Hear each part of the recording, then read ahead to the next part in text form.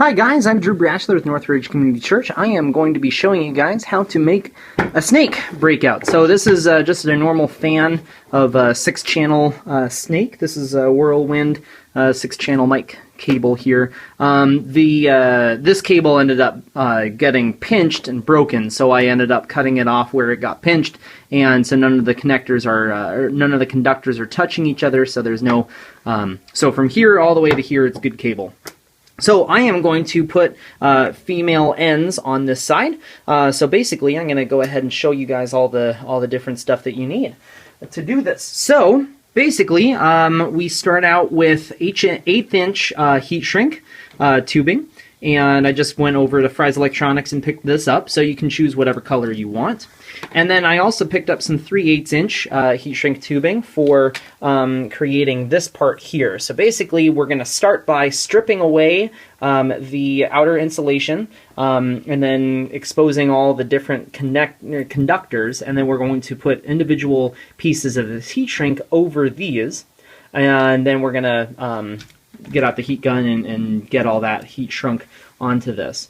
And so the one thing that you need to find out is how long of the breakout you want. So basically these are 4-foot lengths, and I'm going to cut these into 3 pieces each length. So each length will be a little bit longer than a foot. So here we go. So when cutting our heat shrink tubing, we're taking our 4-foot length and cutting it into 3 pieces each length. So that will be 16 inches total on each one. So what you'll want to do is you'll want to grab one of your pieces, line it up on that side. And sorry, I don't have a tripod for my iPhone here. And then we'll just take scissors or an X-Acto knife or diagonal cutters and get to 16 inches and snip. So do that with all 3 pieces. So now we have our 6 pieces of our 16-inch heat shrink. Now what we're going to do is we're going to measure out how far we need to cut back the shield on our snake. Next thing what we're going to do is we're going to take the snake cable and we're going to mark off where we need to strip this plastic shield off to. So we are going to mark it off at 17 inches to give us 16 inches from here to the end of the cable, and it will give us an inch of space to work on at the end of the cable on that side to solder into our XLR connectors. So I'm just going to make a little mark right here. So that's 17 inches. And so now what we're going to do is we're going to take our X-Acto knife and we are going to carefully strip back. Now the right way of taking off the outer part of the wire is to bend it. This is the easiest way I've found. And what we're going to do is we're going to just score this with our X-Acto knife. And you'll notice when you start making this cut and you have a bend in it that the cut will start opening. And now you want to be very careful when you're doing this and make sure that you don't get cut in too deep to start kind of cutting into the conductors. So now you can see that that's open. Let me focus here. So you can see that that's open and I have not scored any of the parts in there. So now we're just going to turn this a little bit and open it up. And now that that first part is open, we're just going to keep working our knife along. And when you have a real sharp knife, this is really easy. And we're going to do this a little bit more on this side.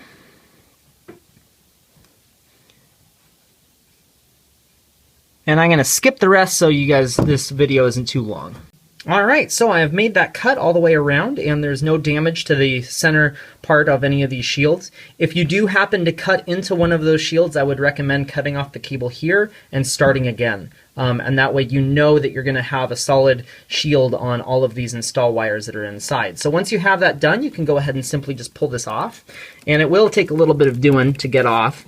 But you can do a little bit of twisting action because all of this is twisted in this direction. So once you figure out which way it's twisted, you can start peeling this off in that twisting motion.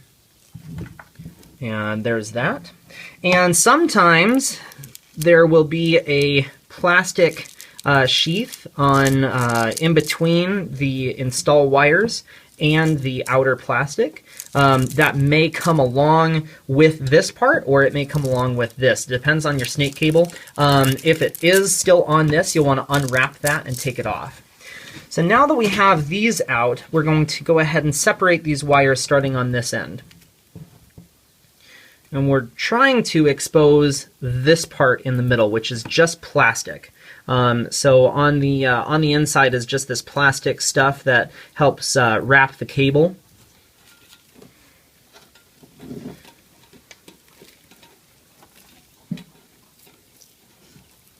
Now once you get down to this part, we're going to pull this to the side, take our scissors, and snip this off. So now we can take this out. So now we have 6 different pieces. Now I'm not carrying on what, there's no numbers on the outer shield here. What I'm going to do is on the inside, on the wires in here, there is color coding. And so that coordinates with the colors that are on the other end, obviously. But when I'm going to be wiring these in, I'm going to be taking an ohm meter and just double checking instead of paying attention to the colors. And that way I can figure out which channel is going to which when I'm numbering them later. So now what we're going to do is we're going to go ahead and place each of these pieces of heat shrink over these wires.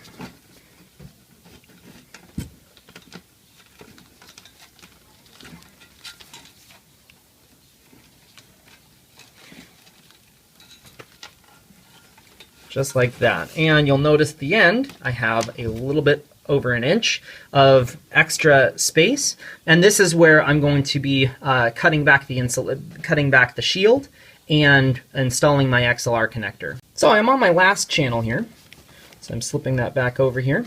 Now what we're going to do is we have all 6 channels here and the tails on the end. What we're going to grab is our heat gun, and we are going to start heating from this end and making sure that all these are butted up here against this spot. So it's going to be a little bit of noise here while I do this.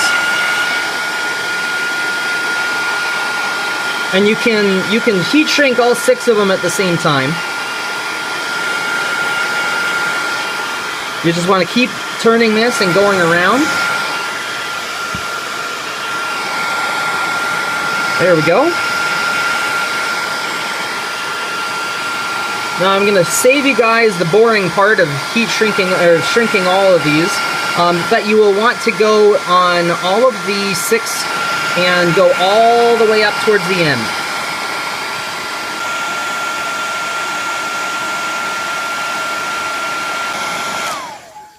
All right. FYI, heat guns are really hot, so make sure you don't touch that spot. And once you are done heat shrinking this, make sure you put this in a spot where that's not going to touch anything flammable. All right. So now we have all 6 channels here from our heat gun. And you can see that it goes the entire way. The next thing that we'll want to do is we'll want to grab our 3/8 inch heat shrink, and we are going to want to provide some sort of strain relief for this part. And using on this part, I put 2 pieces of heat shrink. So I'm going to put my first one, which is going to be a little bit smaller. So I'm probably going to go out about 1.5 inches and go back about 2 inches here. So I'm going to go ahead and make a cut with my scissors right here. And you can use a razor blade with this if you'd like. And now we are going to take the end of the cable and pass it through this heat shrink here.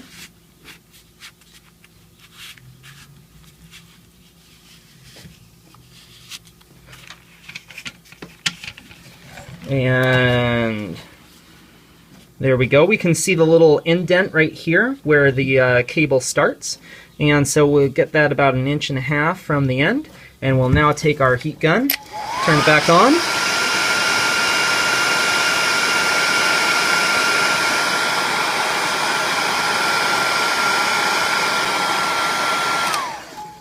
Now, when you heat the heat shrink, make sure it's not on a dirty surface like my workbench right here. Dust will get in here and adhere to the heat shrink when it is at a kind of, I guess you could call it a molten state.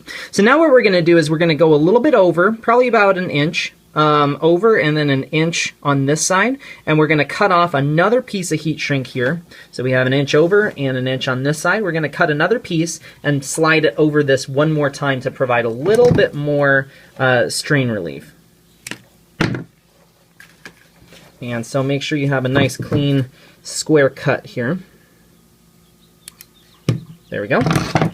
And make sure that this is cool, because if you start sliding this heat shrink over while this is still warm, this will start shrinking as you're passing it over. So we don't want that to happen.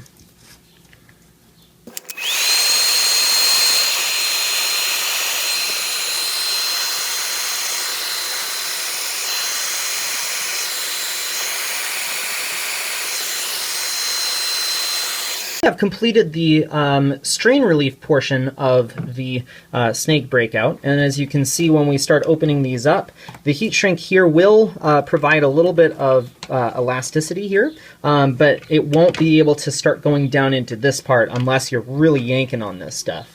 And when you measure our 2 1-inch pieces here from the 16 inches that start here, we have 14 inches from here all the way to the end. So now what we're going to do is we're going to start preparing the ends here for our XLR connectors.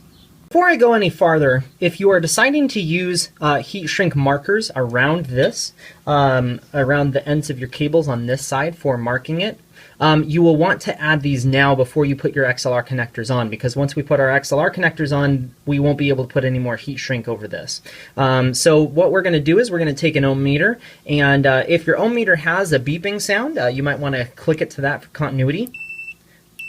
So basically now what I'm going to do is I'm going to go ahead and place the entire tip over the end here and go find which connector it is. And basically I'm going to go look and touch the pins with my ohm meter, and this happens to be this channel, so I'm going to look at which number it is. It's 4. And so now I'm going to take number 4 and slip it over. And then I'm going to do this on all the rest of the channels.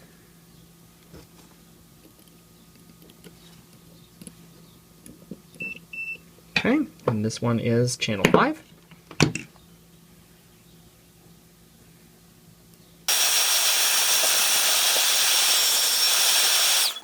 So now we can see that we have 3, 4, and so these are all nicely numbered. And this will be nice when it's dark and you can't really see all your channel numbers. You'll be able to just pull it right here and take a look. So now that we have these labeled, we're going to go ahead and start prepping the ends for the XLR connectors. So on this side is going to be our female XLR connector. So the first thing we'll want to do is unscrew this. If you're getting the bag, this is already separated. If you're using old connectors, then you'll want to make sure it's separated as well. And so we'll just kind of knock that out. So there's 4 separate parts of the XLR connector. This needs to go on first. We're going to go find channel number 1, and we are going to put this over right here and slide that all the way back. And so then this part is where we actually solder our connections to, and then this is the barrel that it all fits inside, and this is the strain relief that goes here, and then the barrel then comes and screws up on this side. So we can set these aside for now. There we go.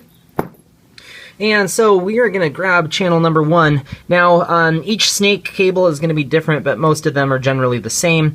There is a metal kind of shield that's going over this. And so we're going to take our knife and we're going to find that little channel where where that little shield ends. So we're going to find that, and we're just going to follow that shield down to here. So we're going to go find it right there, and then we're going to take our knife and go out like that and cut it.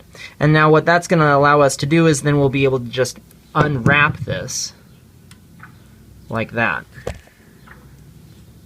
So we're just unwrapping this little foil shield, and then we'll be able to pull that right off. And if you want to, you can take a pair of diagonal cutters and kind of trim this nicely. There we go. So now we have our 3 connections. So we have our ground, positive, and negative. So now what we're going to do is we're going to go ahead and take off. So we're going to strip the ends of this. So I'm going to give myself a good amount of room for the actual solder connection. So I'm going to give myself a little bit, just a hair over 1/4 of an inch, and we're going to go ahead and strip that off, just like that. Now once we strip this, we're going to want to take a hot soldering iron, and we're going to want to tin these. So now we come to prepping the ends. So we're going to tin these cables using solder, and so you'll want to grab a hot soldering iron. Now when you're soldering, you're wanting to make sure that your tip is nice and hot and clean and tinned. So the first thing that we want to do is, once we grab our soldering iron, is we are going to want to tin this. So first thing is clean it off with a damp sponge. So we're just going to clean that off, and now we can see that that soldering tip is very shiny. Let me just focus in on that. And so now then we just take our solder and then we just dab it on here. Get the soldering tip a little bit like that, and then knock it off. And so now you can see that we have a little bit of smoke coming off of the tip, and that is going to transfer that heat really nicely. Now the next thing we're going to do is we're going to come down here into our line, and we're going to start soldering to start tinning this. So when we're tinning, we want to bring in the heat underneath, and we're going to heat the wire, and then we're going to add our solder onto the wire, and that will give us a really nice connection. So I'm going to give myself here a second to zoom in on this. Alright, so I have my soldering tip, and I'm going to dab a little bit of solder on there and wick it off. And so we're going to start with our positive line. We're just going to add a little bit of solder to the wire. And once you can see that solder start going into it, just bring it past all the way down. And you probably really don't need to solder to tin it that much. Now that we have our waters tinned, we can see that there is there's solder on the wire right here, and then the wire is bare here. So what we're going to do is we're going to take some diagonal cutters and trim those off. Now we can see right here that this is our solder terminals that we're going to be soldering this to, so you really don't need much of a distance. So I'm going to give it myself about 1/8 of an inch on each end. So we're going to cut here, and there, and there. So now we have our 3 wires coming off here.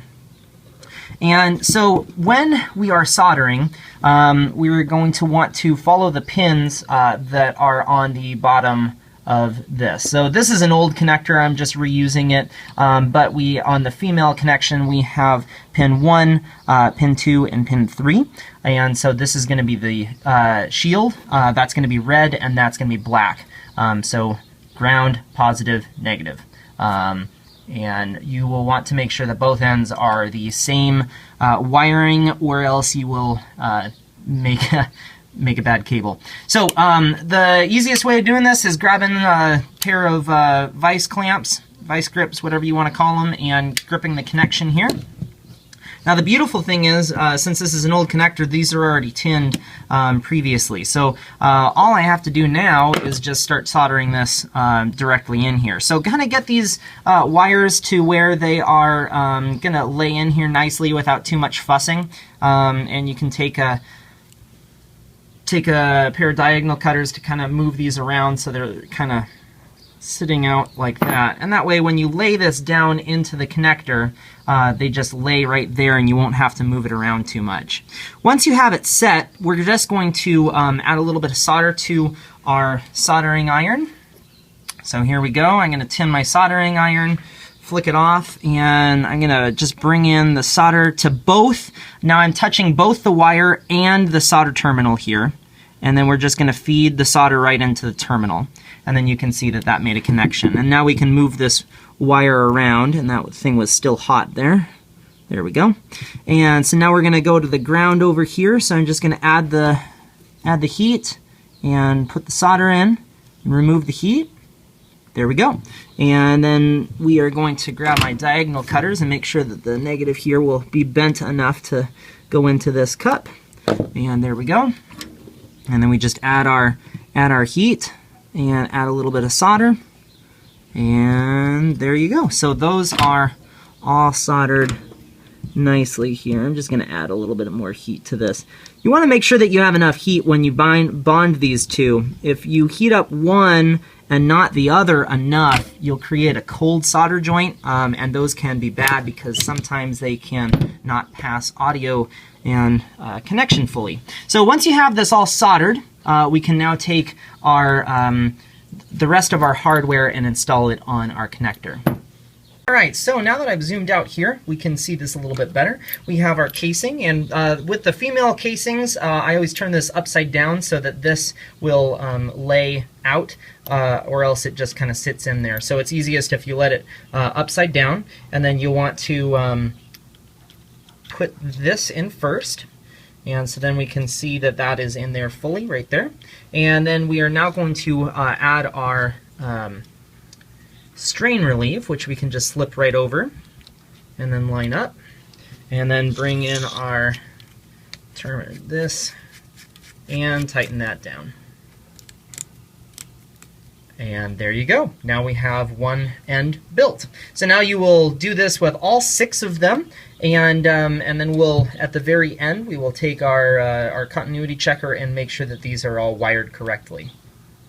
So now that we have finished all of our connector wiring, it's time to test all of it, unless you've been testing along the way, but it's good to test at the very end anyway. So we are going to first find the same number channel, so right here we have channel number 4. Now there's 2 ways of doing this. We can either A, have a XLR tester, which I'll talk about this in a second, or B, using a multimeter. So with a multimeter, we'll want to get it on continuity and make sure that it has a beeper, and that way it's a lot easier to test these. So then if we're using a multimeter, we'll want to start with pin 1, and we'll check pin 1. And then we'll go and make sure that it's not touching any of the other pins. So there's pin 1, there's the other ones. And then we're going to go to pin 2, and make sure it's not touching any other ones. And then to 3. There we go. So this is a good cable now. So that's using the multimeter. One of my favorite XLR testers is SoundTools XLR Sender. And this is a great product from Dave Ratt and his company. Go check out Dave Ratt's videos here on YouTube. He makes some excellent stuff. Now, basically, this is a sender and a receiver. So this can go at the front of house, and this can go up on stage. And you can test a snake on either end without having to stretch an XLR cable from one end all the way back to the front of house, so you can test each cable.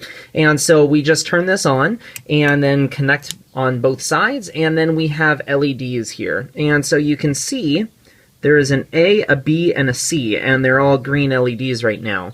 And so this correlates to the little diagram here. So we can see A, B, and C. So say we had a red, a green, and no light, that would mean that pin 3 is open. So this comes with a little card. I made a label version of it and just stuck it on there so I can have it on both sides. So basically we are going to go plug this into one side, like that, and plug this into the other side. And now we can see that that is all green. And there is a green light on this, which it's very hard to see, but there's a little green light. And if we unplug this, that green light's off. So there's a little bit of notification on both sides. But once you check both sides of your snake and make sure that all your channels are good, you have a perfectly great snake with good ends on either sides now, with the strain relief and all of the heat shrink going around it. And now you have made yourself a brand new snake out of a cable. Thank you!